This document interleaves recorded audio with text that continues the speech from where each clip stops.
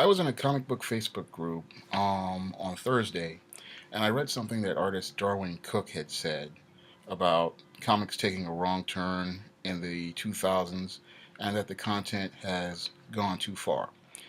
I'm going to have to agree with him, and I have made these same points myself over the past couple of years. I did an ebook called An Analysis of the Comic Book Industry's Issues, and I've written several blogs on my blog, www.shawnsjames.blogspot.com, where I have made the exact same point. I have believed that comic books, superhero comic books, this is what Mr. Cook was talking about, have gone too far for quite a long time now. I even thought they went too far way back as far as the 1990s. I believe that, superhero comics should be family entertainment and they should be material that people of all ages can enjoy. As it stands right now, when it comes to comic books, the content is just too graphic, too violent, and in some cases, even too sexualized. It's just inappropriate for anyone. I mean, I've looked at comics when I'm at the Barnes and Noble, looking at various panels when I'm flipping through the books, and the content is just, it's far beyond any scope of violence I even see in horror movies. I mean, I've seen panels with people getting decapitated, people being eviscerated, people being torn in half. Um, and this is not the type of content you would want to give to a child. Now, a comic book, as it's always stood, I've done the research on this, ever since the late 1800s, the turn of the 20th century, has always been children's entertainment. Superhero comics, even from their inception, have always been designed to help children navigate through the world. The idea of the superhero is a person who can do things that ordinary people can't. Um, that was designed so children could understand that, there are people who can help us overcome our problems and overcome our issues. And more importantly, it was meant to teach children a sense of community service and that, people with extra abilities and special powers are supposed to use their gifts, to help mankind and to help others. That's what a superhero was meant to be. He was meant to be like a volunteer, and that he was using his powers to enrich the community and enrich the quality of life in the community. That's what a superhero is. He's supposed to be a person who's supposed to be like a unpaid volunteer. This person knows what they're getting into. They know that this job is thankless, and they know that they're doing it for a long-term picture of a greater good. Somewhere along the line, in the last, I'd say, about 20 years, something got really twisted when it came down to comic books and superheroes, especially superhero comics. We have superheroes who are now just, it's crazy. They're angry, they're bitter, they hate their lives, and that's not what a superhero is. A superhero is a person who wants to make life better for others, and they want to help other people, and they really want to make their community the best it can possibly be. And that's not being conveyed in today's comic books. I've read quite a few of them, and I've seen superheroes who are now just so angry, selfish, narcissistic. It's all about them. It's not about the people that they serve and meeting the needs of the people that they serve. It's all about what makes them happy and what makes them, what they're getting out of it. And that's not what a superhero is. Again, a superhero is somebody who has special powers, special abilities, and they want to make things right for others. They are taking responsibility to protect their community and protect the others in the community. And the message is there so that kids can understand that they have a role in their community, in protecting it and maintaining it. And if they have special gifts and abilities, like in real life, if a kid has, skills with computers or skills with science, they're supposed to come back and use those skills to help others and make their lives better. And that's what a superhero originally was. But we've gone so far off the track that, your superhero is 1,000 miles from what it should be. I mean, I've read comics like Your Identity Crisis, where, after Dr. Light rapes the elongated man's wife, Sue Dibney, the heroes, instead of bringing this man to justice and helping a friend deal with a rape, with this violation of themselves, decide to vote to erase her memory, erase the memory of this Dr. Light, and then erase Batman's memory. And when I read this published this book, I was flipping through it in the Barnes and Noble. It disgusted me. And then I read the synopsis on Wikipedia furthermore, and I read other things. This disgusted me. I'm like, this isn't superheroes. This is that. I don't know what it is, but that's not what I grew up, you know, seeing in superheroes. That superheroes doing the same, participating in the same behavior, even as supervillains. I haven't even seen supervillains participate in that type of behavior that I saw in Identity Crisis. And the other comic that I had a problem with was Civil War. Again, another twin. Heroes fighting heroes. Nobody's standing for what's right. They're all trying to, win the favor of this so-called superhuman registration act. You have Iron Man fighting Captain America, and Iron Man taking the side of the government. When both of these guys, I remember in 1986, were vehemently against the Mutant Registration Act, when the government was trying to make mutants register, and they thought it was wrong. But in Civil War, we get this divide. And what I'm seeing with this line that has been crossed, it's keeping a lot of families from accessing comics. Now, the comic book industry has been suffering for the last 20 years. The industry as a whole has been a huge decline, and sales have been down. The industry has lost market share.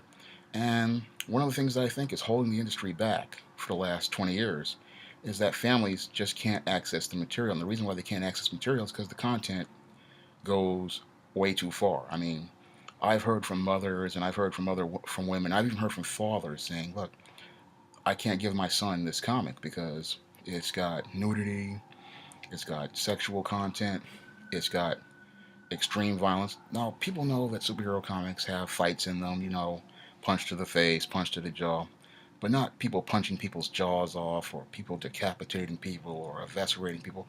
How do you explain that to an 8-year-old? How do you explain that to a 7-year-old? These are the people, these are the children who would start reading comics. I remember when I started reading comics, I was about 4 years old. I had my brother, big brother Steve, had a big collection, and I wanted to read them, and he would let me read them. And the content in a 1970s comic would be considered G-rated to the content in a comic book today. The content in a comic book today is so graphic, I can't even, as a lifelong comic fan, there aren't many books I can recommend, to casual people to go out and read, unless it's a reprint of some older material. Because, again, stuff like your Identity Crisis, your Civil War, even stuff that I've seen panels of, like your Futures End from the New 52 just recently, this is stuff I cannot recommend, people read. Because if I show people these type of comics, they're going to think I have some sort of mental disorder. They're not going to think of this as a fun hobby that for their children, something that they can enjoy, something they can share together. A dad and a son can sit down and share together. If you saw some of the stuff that I've seen, and these are two mainstream companies, I'm talking about Marvel Comics and DC Comics, if you saw the content in them, it would turn your stomach. I mean, when I look at content, I have to agree with Mr. Cook in saying that it went way too far. And I said this 3 4 years ago that it went too far. I've written several blogs about it, and I've said it's gone too far. Content needs to be toned down. We need to get it back to the PG-13 level that many major movies are.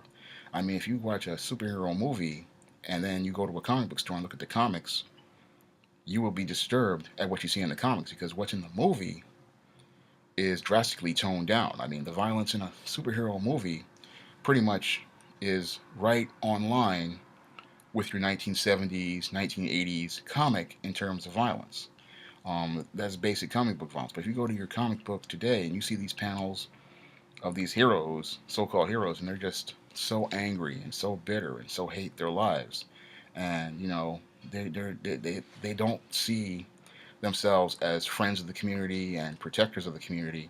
They see themselves as some sort of aloof overlord who has to do this job instead of as a volunteer who is helping out. They see themselves as, they see themselves in a paternalistic, patronizing way that if it wasn't for me, this thing would fall apart. Well, before you, there was things were going on, and I look at the way superhero comics have gone down, and we really need to get it back right. I mean, I'm a big fan of comics.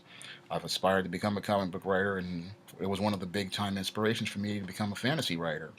And because I couldn't access the comic book industry, again, it's like a brick wall. It's harder to get into than in Hollywood. But what I see now, I'm glad to see people like Darwyn Cooke speaking out and saying that, look, this content has gone way too far, because it's gone way too far for a good 2 decades now. It's just too graphic, too violent, too sexualized. I mean, yeah, there's cheesecake and all this stuff, but you can do all of this content in a PG-13 scenario and still get readers and still, get people into the hobby. But this content that we have right now is just so inappropriate that nobody's accessing the hobby, and the median age has gone up to 35, 40 years old, and that's not a good age for a product like comic books, because when your age is at 35, 40, that's when big companies like, your Time Warners and your Disneys start discontinuing products, because GM, I remember when their median age on Oldsmobile hit a certain level in Pontiac,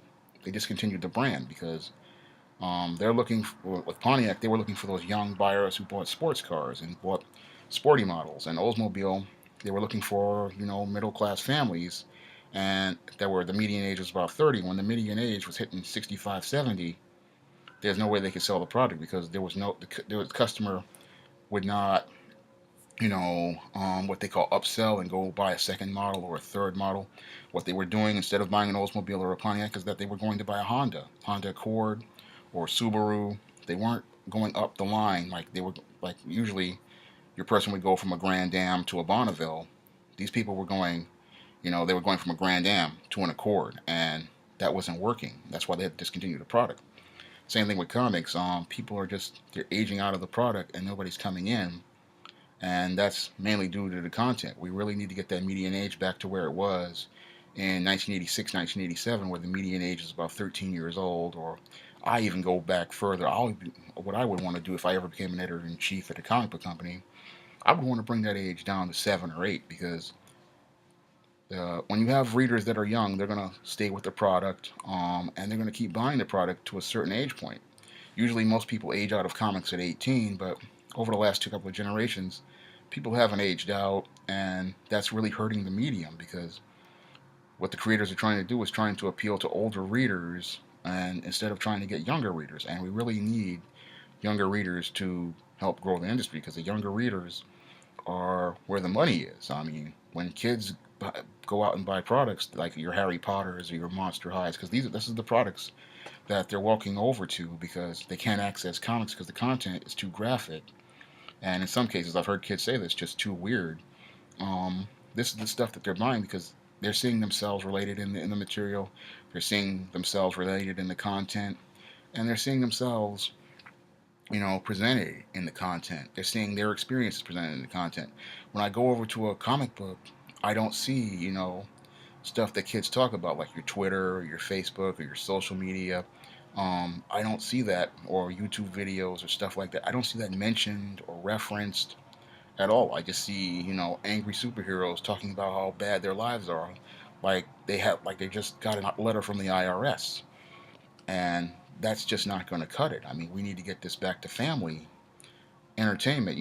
A comic that people wouldn't mind sitting at the coffee table, having in front of a coffee table, or even something that they wouldn't mind in front of their children. I mean, because I've heard from many people on Facebook, just say, look, I really want to share comics with my children, but the content is just too graphic, too violent. And this is not just Facebook groups, but on many other message boards. And I've listened to even other videos from people, and they've said, look, the content is just too graphic. I can't share this with my child.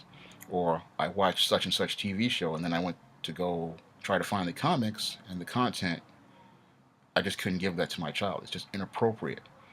And it really needs to be dialed back. I look at it. I mean, even when I write stories now with the ISIS series, I always think of in a PG 13 PG mode, because I really don't want the content to be so graphic and so violent. And I'm even trying to even so sexualize. I don't want it to be like that at all. I want it to be easy to access for any person of any age.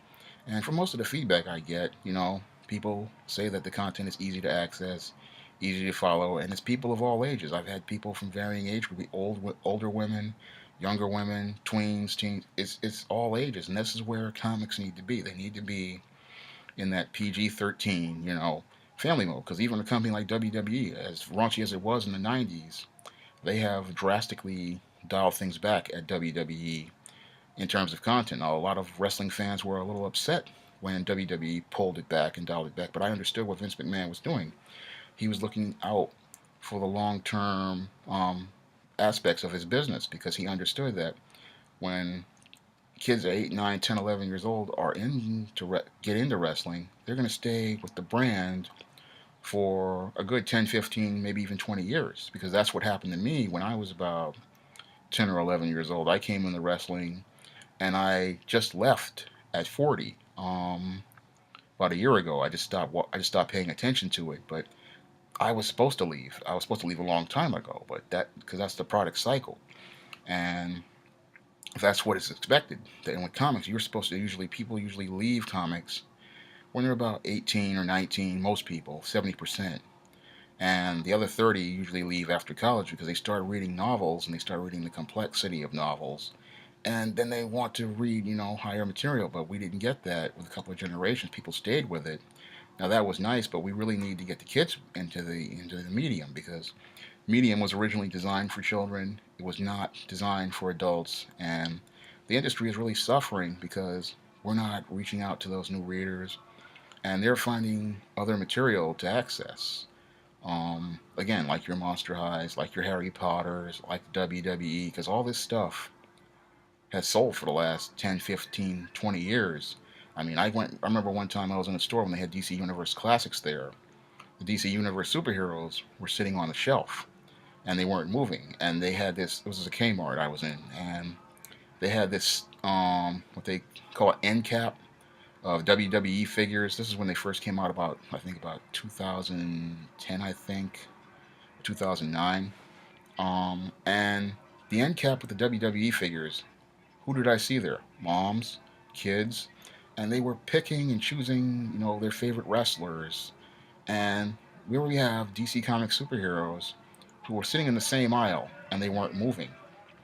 And to me, that was a condemning statement, about where comics were. They were in a bad place. And then I remember going to a Toys R Us around 2011, and they had comic books on the shelf, but the content again was so graphic that most people they weren't even touching them. I remember seeing them.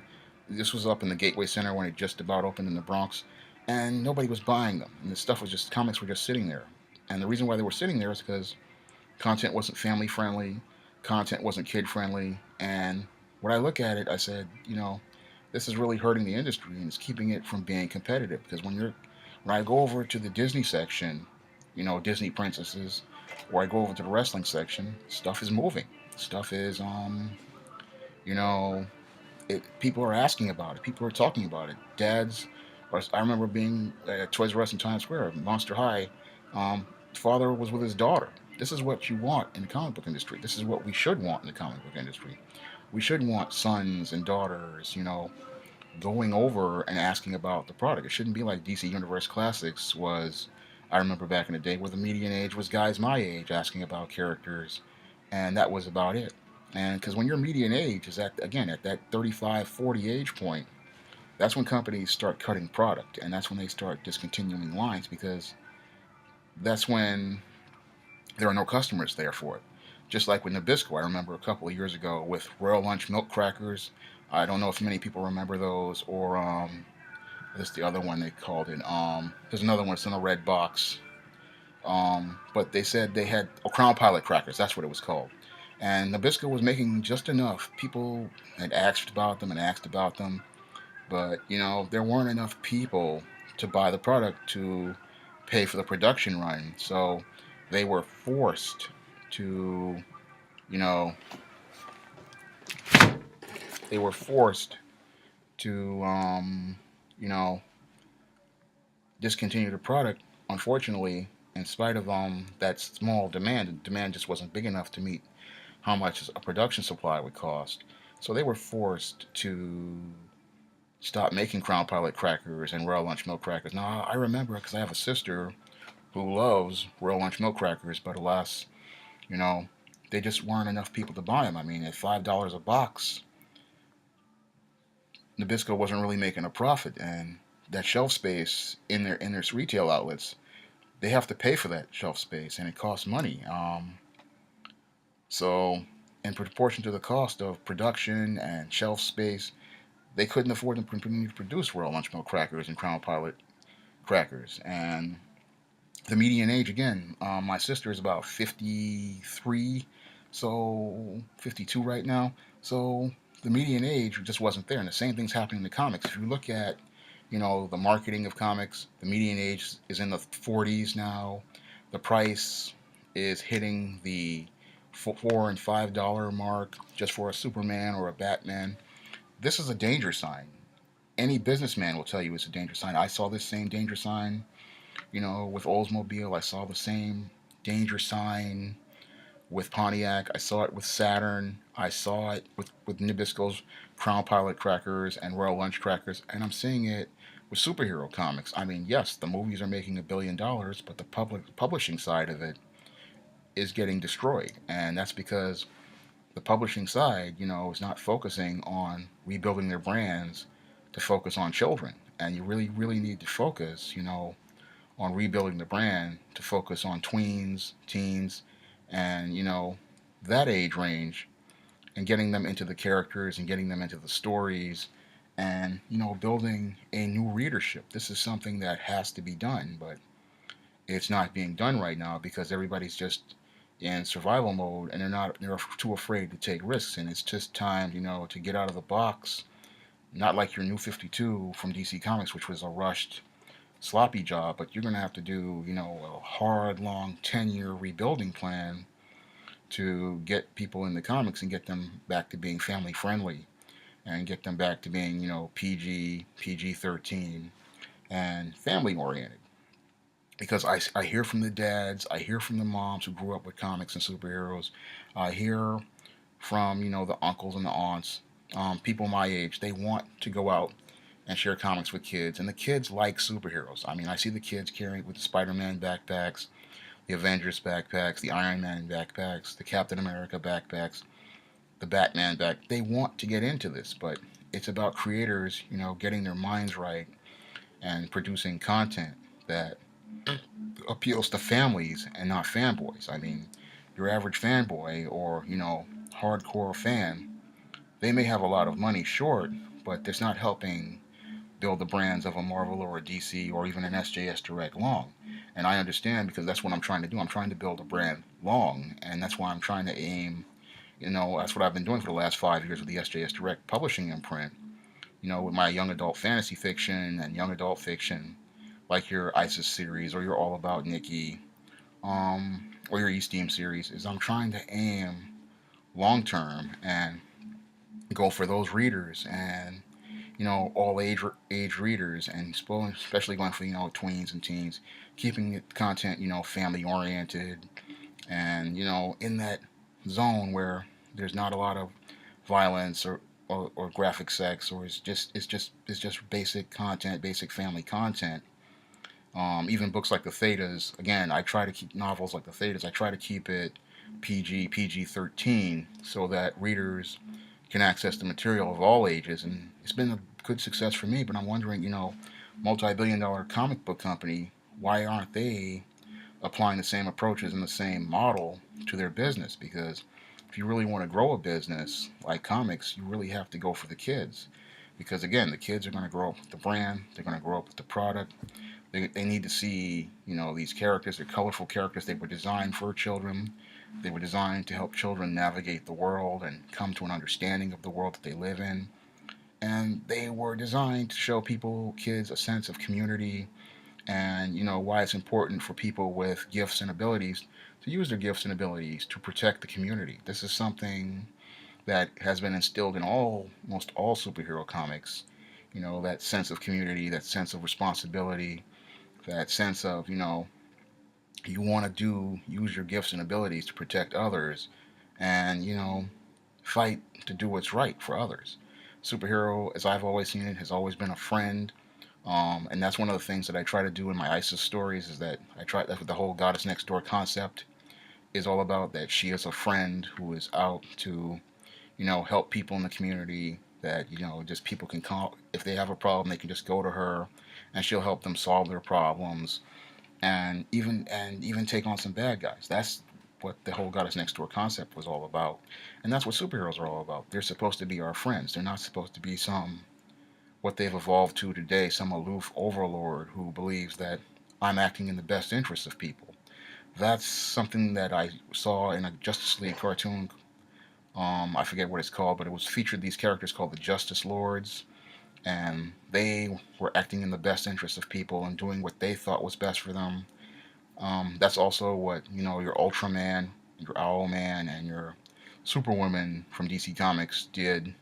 They were evil versions of Superman, Batman, and Wonder Woman. They all thought they were acting in the best interests of people, and that was also part of Kingdom Come, where there was no law and no order, no good, no bad, and superheroes were acting in their own best interests. Again, these three examples pretty much are what your modern day superhero has become. He's acting in his own best interest. He or she believes they're doing what they're doing in the best interest of society, and they're not seeing themselves as servants of the community and supports of the community. And the message that we're sending to kids is just do whatever you want. If you have power, you can just do whatever you want and step on people. And that's what you get in many modern comics. That's the message that has been conveyed in many modern comics, that just do whatever you want, step on people, have no respect for others, have no respect for the rights of others, and don't try to protect weaker people like the elderly, the infirmed, or even try to help people overcome the issues in their lives. And that's not what a superhero is, and that's not what a superhero ever should be. A superhero should be held to the highest standard because they're presenting a high standard to others, and they're role models for others, and they've inspired others like myself, and they need to be protected and preserved by creators, and they need to be brought back to that model, where they promote good values and good character to children, and they need to be brought back to that standard because as I look at it, the comic book industry has gone so far away from that standard that your superhero acts more like a supervillain, and we really need to get that back to the other standard. Now, if Mr. Cook wants to do that, I would love to be a part of that. Um, if I ever wrote comics, that's the standard I would go to because I want to make comics and superheroes a family affair. I want to see, it makes me smile when I see dads and moms at Comic Cons, like the New York Comic Con, or other toy shows and stuff, because that means that the culture and the history of comics is being passed down to the next generation, and that new readers are discovering these characters and discovering what makes them great. And we really need that now, with the industry being in a slump, because it's not going to be fixed with one big issue like a lot of people think it's going to be fixed with a giant size X-Men #1 or something like that. No, it's going to be fixed by parents being able to access the content and share the content with their children and pass these heroes, on to the next generation of readers. Because I've always believed that, comic books are America's mythology, and people want to pass these heroes down, but the whole thing is that the content's being produced right now is what's preventing them from doing that because it's just too graphic, too violent, and too sexualized. It just needs to be toned down, and we really need to get this back to a message of heroes serving the community, heroes helping out, and heroes doing the right thing and standing for what they believe in. We've got to get it out of the gray area that it has fallen in, because comic book superheroes have fallen into this gray area, and it needs to get back to being black and white. That's all I have to say for this video. I have quite a few of my African American fantasy novels, such as The Temptation of John Haynes, here on Kindle Unlimited. You can borrow them if you have Amazon Prime. I also have books in the ISIS series available on Kindle Unlimited. If you have Amazon Prime, like ISIS Wrath of the Cyber Goddess, ISIS All About the Goddess, ISIS Power of the Princess, and the upcoming ISIS Night of the Vampires. All of these books are going to be are available on Kindle Unlimited. And if you have Amazon Prime, you can borrow them. Um, and if you want to buy them, the prices start at 99 cents for the ISIS series, and novels like The Temptation of John Haynes are $2.99 on ebook form. Paperbacks right in a standard line of pricing most times, but all the content I usually produce is PG-13. Much of it, like the ISIS series and books like All About Nikki here, are family oriented. They're PG 13. I mean, with Nikki, I think it's a G. Anybody can read them, easy access, lots of fun, family oriented content. And I'm urging you to go to your online book retailer, pick up a copy or a couple of copies, and just easy access family entertainment. That's all. Again, that's all I have to say for this video. You can comment, rate, and subscribe.